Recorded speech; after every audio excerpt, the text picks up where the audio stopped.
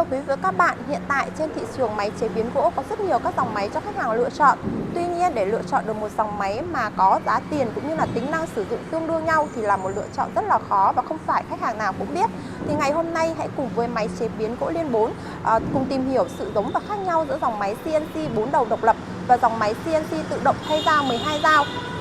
Khi nào thì bạn sử dụng dòng máy CNC 4 đầu độc lập và khi nào thì bạn sử dụng dòng máy CNC tự động thay dao 12 dao.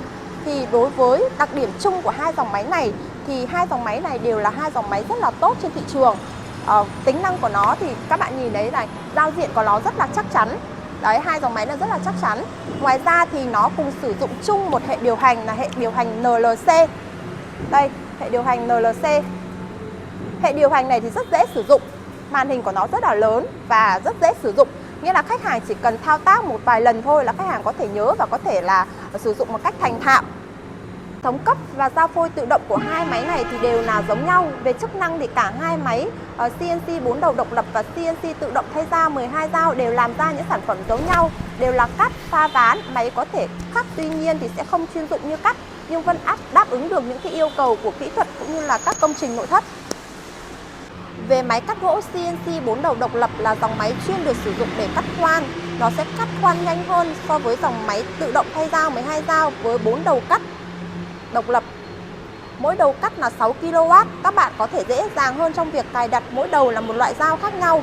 Giống như 4 cánh tay tự động nâng hạ, máy giải quyết được vấn đề thay dao so với dòng máy một đầu thông thường và sử dụng bít tông để đẩy dao xuống cho tốc độ lấy dao nhanh hơn.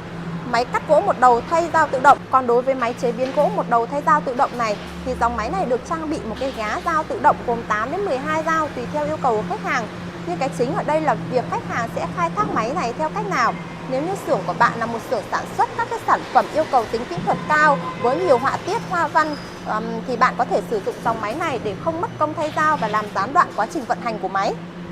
Nếu như xưởng của bạn là xưởng sản xuất các cái sản phẩm yêu cầu tính kỹ thuật cao với nhiều họa tiết hoa văn cầu kỳ thì bạn nên sử dụng dòng máy CNC một đầu tự động 12 dao. Như thế này thì nó sẽ tối ưu hóa hơn. Vậy nếu như xưởng của bạn là xưởng sản xuất các cái sản phẩm cơ bản không yêu cầu tính kỹ thuật cao mà đơn giản chỉ là cắt thì bạn nên sử dụng dòng máy CNC 4 đầu độc lập.